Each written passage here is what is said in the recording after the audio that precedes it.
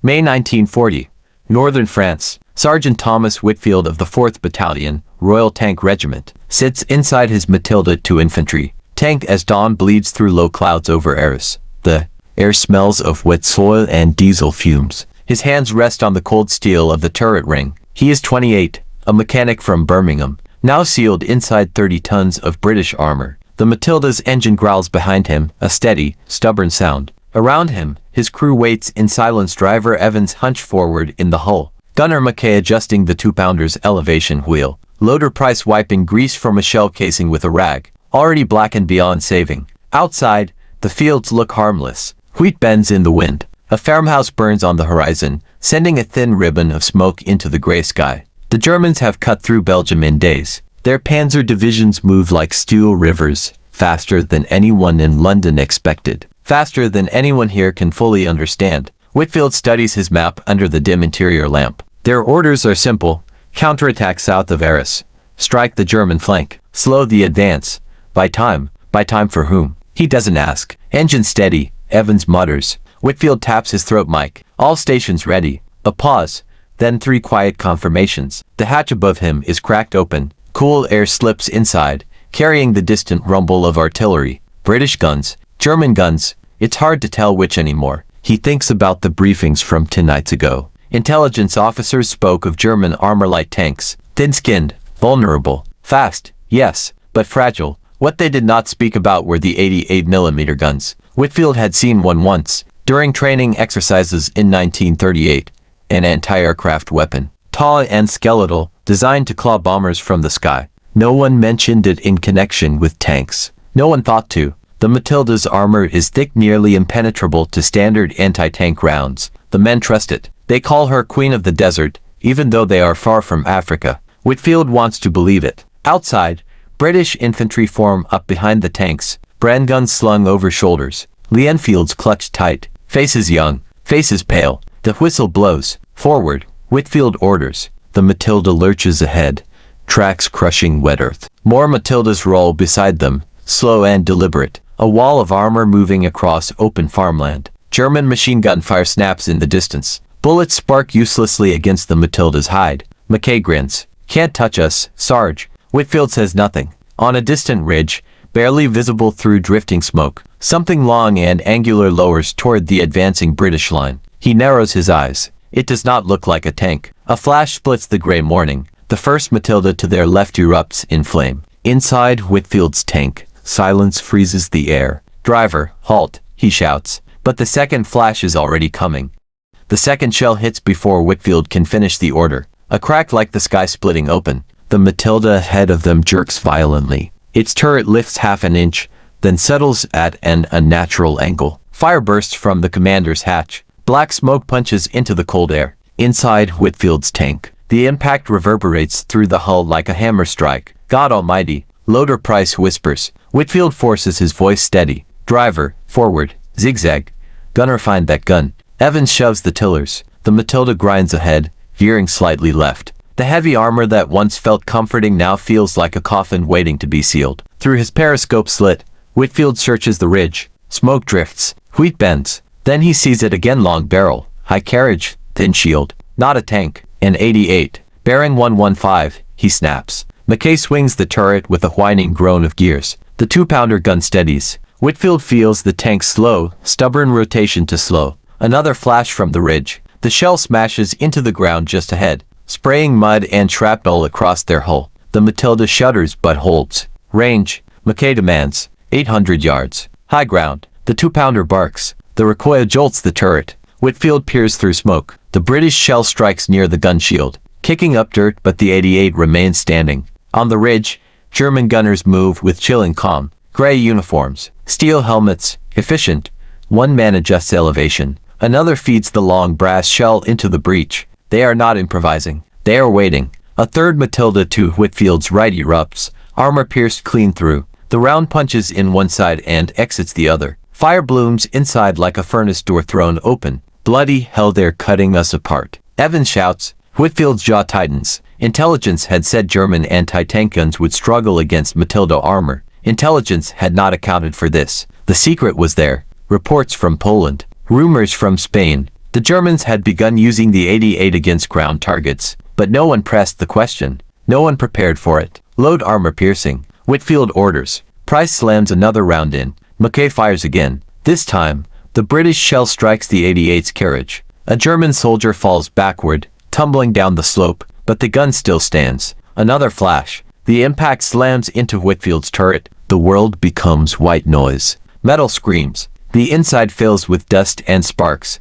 Whitfield tastes blood. He forces himself upright, blinking. Report. Armor held. Mackay gasps. But she's cracking, Sarge. Outside, British infantry scatter, diving into ditches as machine gun fire sweeps the fields. The attack is unraveling. Whitfield knows one thing with cold certainty. If they stay here, the 88 will range them perfectly. He wipes blood from his lip. Driver, he says quietly, we're taking that.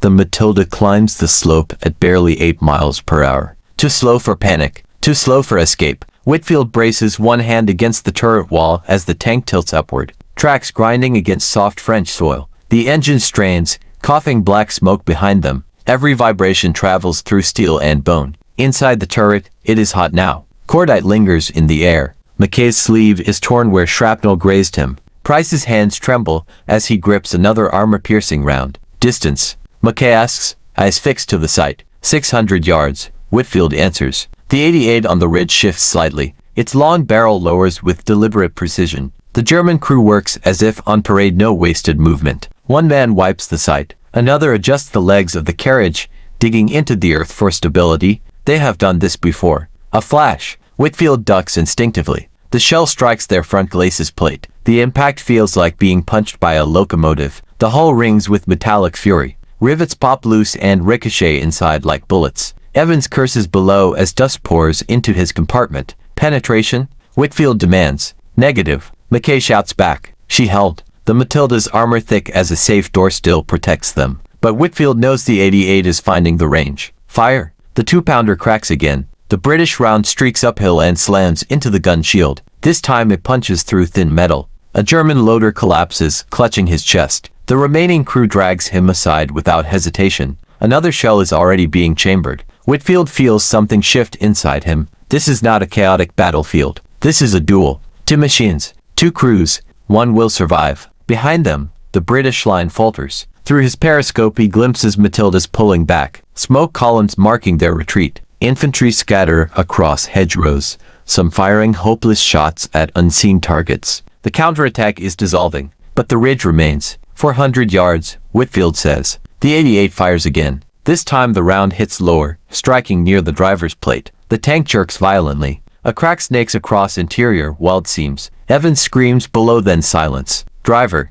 Whitfield calls. No answer. The Matilda continues rolling forward, momentum carrying it uphill. Evans, Price shouts. A faint groan comes through the hull. He's alive, Mackay mutters, voice tight. Whitfield makes a decision. Keep firing. We're not stopping. If they halt, they become a target. If they retreat, the 88 will slaughter more of their own. The tank crests halfway up the slope. Now the German gun fills Whitfield's vision. He can see the commander shouting orders, pistol at his side. He can see fear in the eyes of a young German gunner barely older than 19. 300 yards. The 88 lowers again. Whitfield whispers, not to his crew, but to the steel around him. Hold. The muzzle flashes.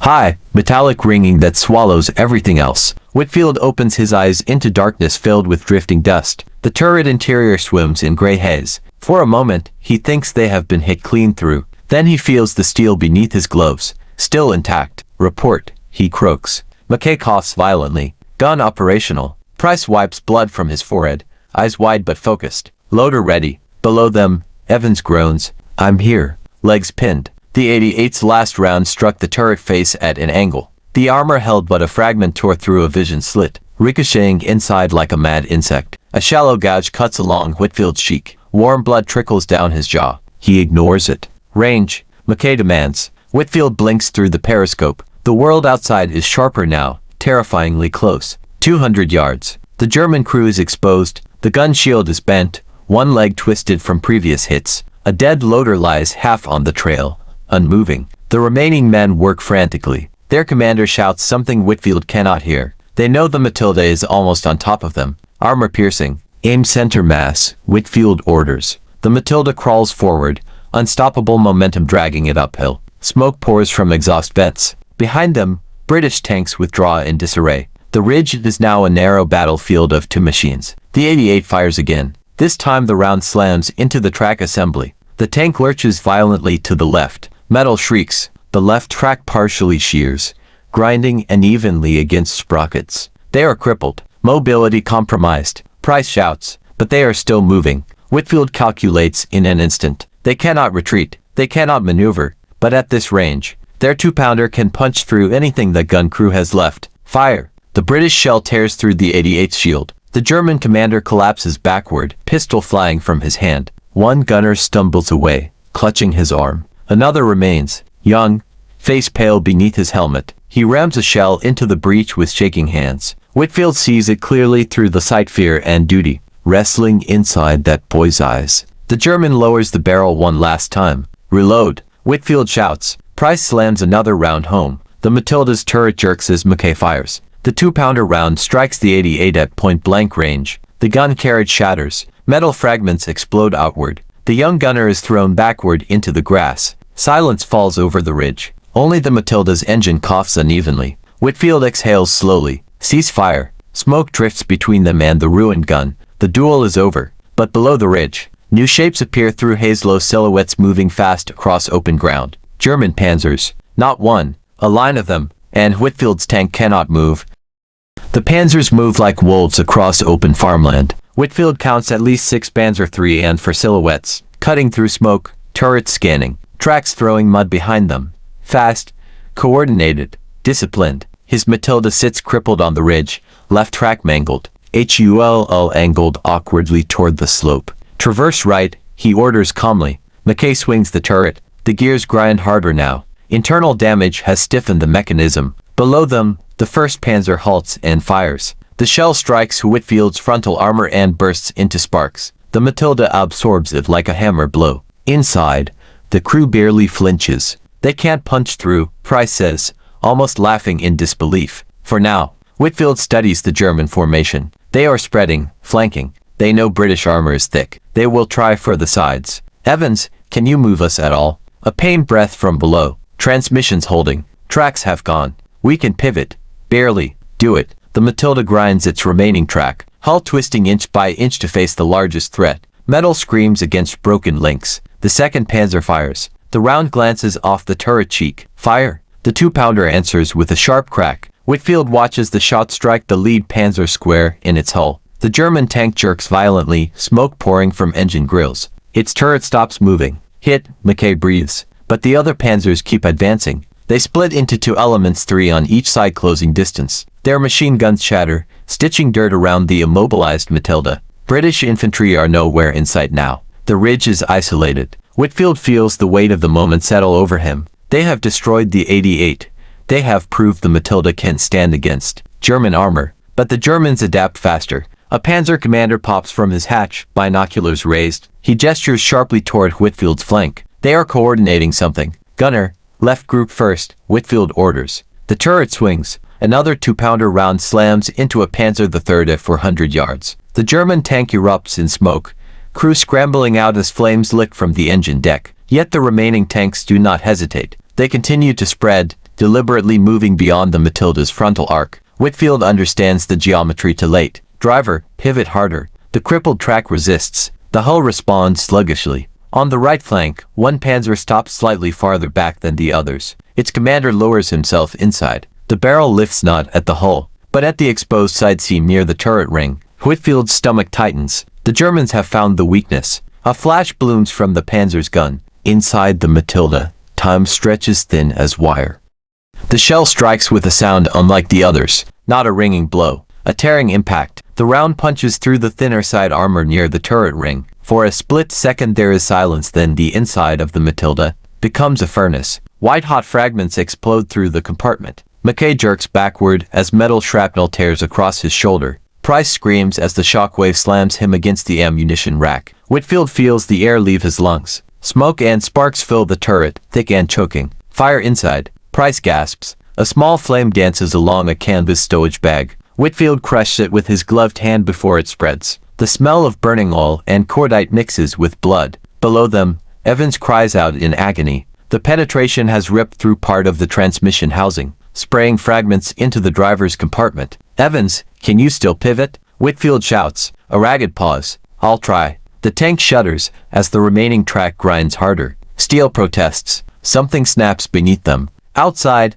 the German Panzers reposition with chilling patience. They have drawn blood now. They know the Matilda is mortal. Loader. Whitfield barks. I'm here. Price's voice shakes, but he forces another armor-piercing round into the breech. Gunner. McKay grits his teeth through pain. Still with you. Whitfield peers through smoke-streaked optics. The Panzer that fired the penetrating shot is reloading. Crew exposed in their haste. The other German tanks maintain distance, circling like hunters wary of a wounded animal. He feels something deeper than fear. Recognition. The Germans learned quickly. They observed, adjusted aim, shifted tactics. They found the seam in British confidence. Target right flank. Fire. The 2-pounder roars again. The British round slams into the offending Panzer's turret. The German tank erupts in sudden flame. Its commander leaps from the hatch, uniform ablaze, collapsing in the grass. But the Panzers remain operational. They widen the circle further. Machine gun rounds rake the Matilda's vision slits, forcing Whitfield to pull back from the periscope. Ammo, he asks. 6 rounds left. Price answers quietly. 6. The ridge is silent, except for engines and distant artillery, rumbling across the French countryside. The larger battle has moved on. This duel has become isolated, forgotten. The remaining Panzers halt beyond 300 yards. Whitfield watches through narrow glass as one tank signals with a flag. Moments later, movement stirs at the base of the ridge. Dark shapes, not tanks. Field guns being dragged into position. Whitfield's jaw tightens. The Germans are not rushing. They are methodical. They are bringing heavier guns, and his crew has 6 shells left.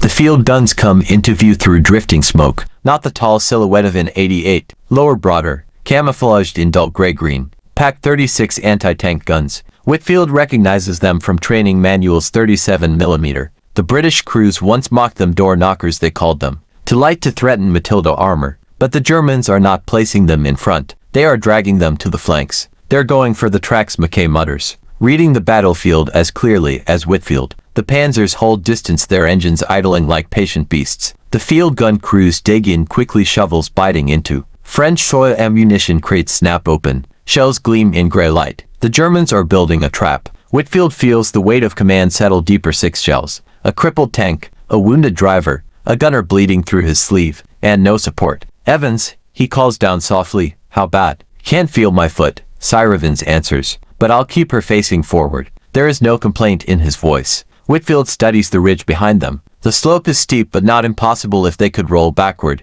Perhaps gravity might carry them down to British lines. But the damaged track would likely shear completely. They would become a stationary pillbox. Field guns at 400, McKay reports. The first Pak 36 fires. The small round strikes their exposed right track assembly. Metal fragments burst outward. The tank lurches violently. Second gun fires. Another hit. The remaining track links begin to unravel like broken chain. They're stripping us, Price whispers. Whitfield knows the truth now. The Germans are not relying on one weapon, not one doctrine. They adapt piece by piece. The secret was never the 88 alone. It was flexibility. Gunner, target field gun left. We can't let them settle. The 2-pounder fires. The British shell obliterates one. Pak crew in a violent spray of earth and wood splinters. Bodies fall silent beside the shattered carriage. 5 rounds, Price says. The remaining field gun shifts position slightly. Its crew crawls, dragging it behind a shallow fold in the ground. A Panzer edges closer to Whitfield's left flank, testing angles.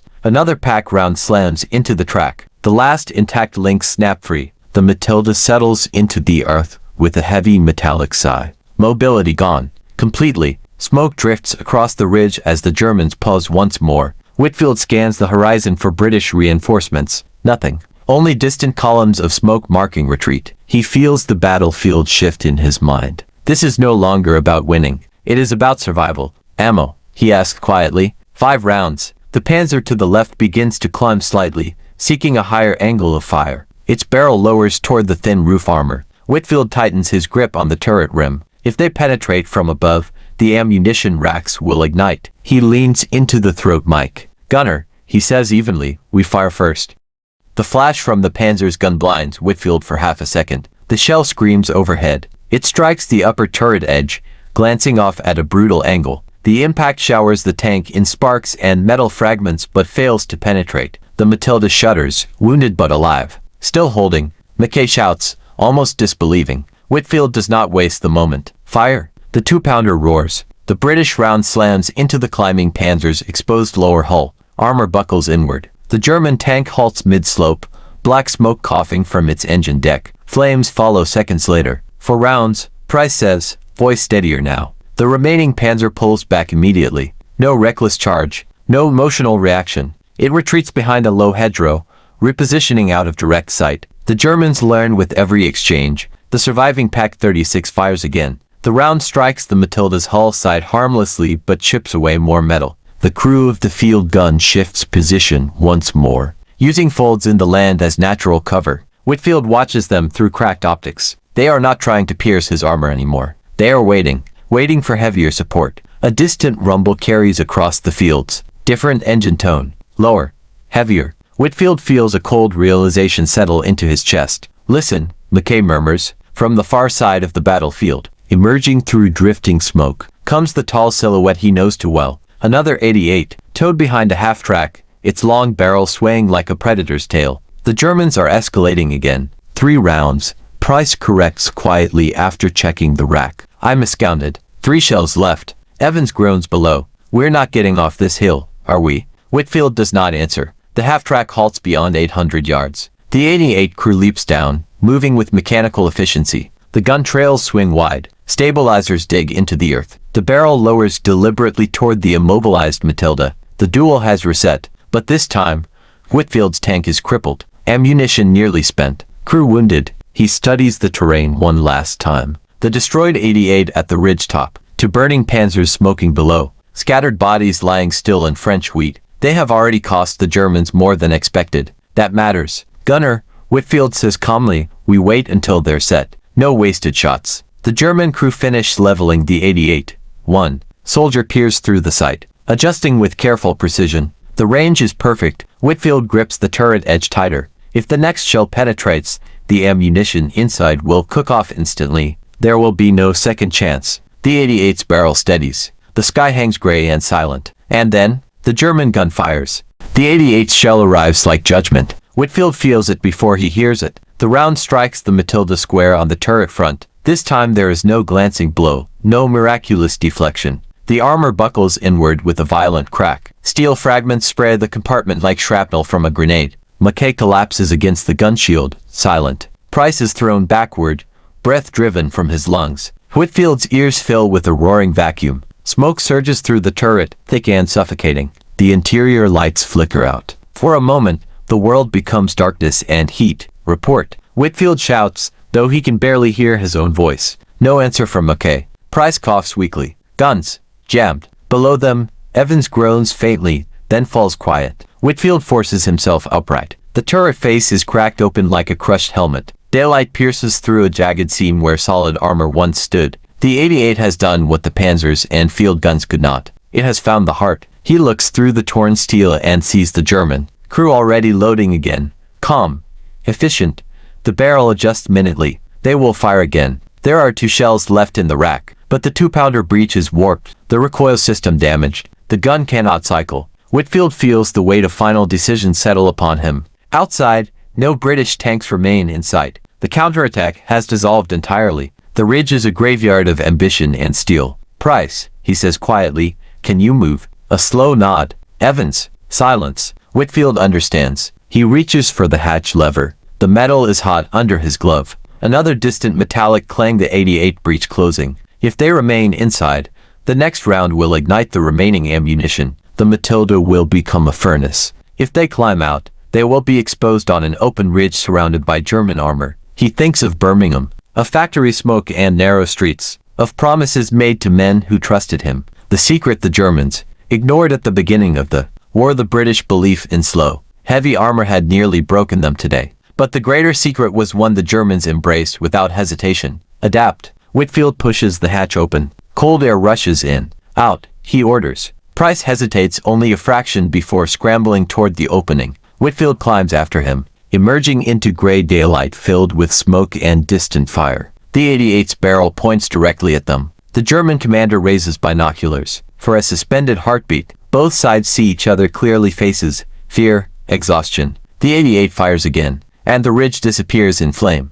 The explosion lifts Whitfield off his feet. He feels the blast before he sees it, a wall of heat and pressure that tears the breath from his lungs and hurls him down the slope. Earth and metal rain across the ridge in a storm of fire. When he lands, the world is silent, not peaceful, empty. He rolls onto his side. His ears ring. His vision swims through drifting smoke. The Matilda, his Matilda, is no longer a tank. It is a burning carcass of twisted armor. Turret blown half open, black smoke clawing at the gray sky. Price lies a few yards away, motionless but breathing. Whitfield forces himself up on shaking legs. His side burns where shrapnel tore through his battle dress. He tastes dirt and blood. German voices echo faintly through the haze. Boots crunch on gravel. He turns. The 88 stands steady at the base of the ridge, barrels still smoking. The crew reloads methodically, though there is nothing left to fire at. A Panzer idles nearby, turret scanning for threats that no longer exist. Whitfield raises his hands slowly. There is no weapon in them. A German soldier approaches young. Same pale face he glimpsed earlier behind the first shattered gun. The boy's helmet sits crooked. His hands tremble slightly as he levels a carabiner 90 AK rifle. They stare at each other across 10 paces of churned French soil. Two men who have survived what steel could not. The German lowers his rifle. More soldiers move in, efficient but not cruel. They pull Whitfield upright, pat him down for weapons, bind his hands loosely. One kneels beside Price and checks his pulse before signaling for a medic. Professional, not personal. Whitfield looks back once more at the ridge, to burning Panzers mark where his crew struck hard. The shattered remains of the first 88 still lie twisted at the crest. For a few violent hours, one slow British tank held an entire German element in place. It cost them time, not victory, time. As he is marched down the slope, Whitfield studies the battlefield with a mechanic's eye. The Germans move quickly to recover their guns. Damaged equipment is assessed, replaced, repositioned. They do not cling to pride. They adjust. That is the difference. The secret the Germans once ignored: overconfidence in speed. Dismissal of heavy armor nearly trapped them today. But they did not cling to old assumptions. They shifted weapons, changed angles, brought new guns. Adaptation won the ridge. Whitfield stumbles slightly as they reach the bottom. A German officer glances at him briefly, then looks past him toward the smoking horizon where the British line retreats. The war is still young, and already, it is teaching hard lessons. Whitfield keeps his head high as they lead him away. Behind him, the smoke over Arras thickens, rising into a sky that does not care who learns faster.